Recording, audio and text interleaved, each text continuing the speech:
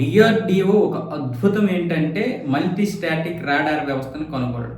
ఇప్పుడు మన యొక్క ఈ యొక్క వ్యవస్థని ఎలాంటి స్టెల్త్ యుద్ధ విమానమైనా సరే కళ్ళు కప్పలేదు. అంటే అది ఏ దేశానికి చెందినటువంటి స్టెల్త్ యుద్ధ విమానం అయినా సరే. ఇప్పటి వరకు స్టెల్త్ యుద్ధ విమానం అంటే ఏం చేస్తాయి? రాడార్ వ్యవస్థ కళ్ళు కప్పి చొరబడతాయి, ఒక దేశం నుంచి ఇంకొక దేశానికి చొరబడతాయి. అవి రాడార్ వ్యవస్థకి దొరకవు, తన యొక్క పని చేసుకొని తన దాడి చేసి వెళ్ళిపోతుంది. దాన్ని మనం పట్టుకోవడం కష్టం. కానీ ఇప్పుడు అలా కాదు, దీన్ని కూడా పట్టుకోవడానికి ఇప్పుడు మల్టీ స్టాటిక్ రాడార్ వ్యవస్థని కనుగొంది మన డిఆర్డిఓ. 500 కోట్ల రూపాయలు ఇందులో పెట్టుబడి పెట్టింది. ఈ పెట్టుబడి పెట్టినటువంటి దీంట్లో అభివృద్ధి కూడా సాధించింది. అది 2026 చివరికి లేదా 2027 నాటికి కానీ మనకు అందుబాటులోకి రావడానికి అన్ని ప్రయత్నాలు జరుగుతున్నాయి.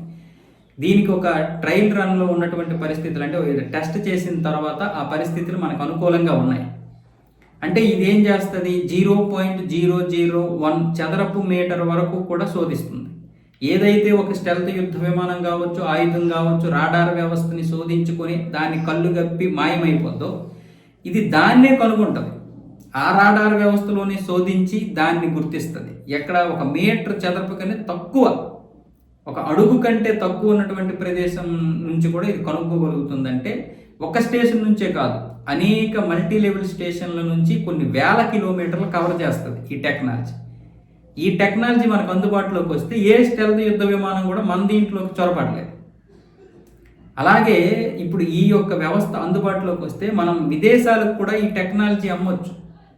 ఈ టెక్నాలజీ వల్ల మనం స్టెల్త్ యుద్ధ విమానాలు లోపలికి రావడం, కనుగొనడం అనేది సాధారణమైన విషయం కాదు. రేపు ప్రపంచ దేశానికి ఇది కూడా పెద్ద విషయం ఏం కాకపోవచ్చు. కానీ మన డిఆర్డిఓ సాధిస్తుంది కదా.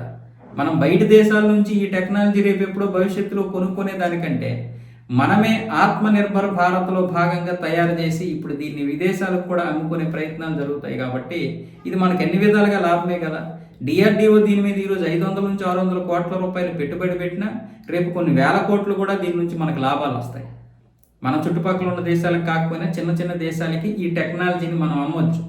పెద్దగా ఎక్కువ మన భారతదేశం లాంటిది నాణ్యత ఉంటుంది, అలాగే తక్కువ ధరే ఉంటుంది, దాని మెయింటెనెన్స్ కూడా తక్కువే ఉంటుంది. కాబట్టి మనం దీని నుంచి కూడా అభివృద్ధి సాధించవచ్చు. ఇదేమి చిన్న విషయం కాదు. కాబట్టి మన డిఆర్డిఓని మనం ఎప్పటికీ కూడా అభినందిస్తూనే ఉండాలి. ఇలాంటివి అభినందించి మనం ఎంకరేజ్ చేయగలుగుతుండాలి. ఈరోజు ఈ వ్యవస్థను చూసి చైనా కావచ్చు, అమెరికా కావచ్చు మాట్లాడుకుంటున్నాయి. ఈ మల్టీ స్టాటిక్ రాడార్ వ్యవస్థ గురించి మాట్లాడుకుంటున్నాయి.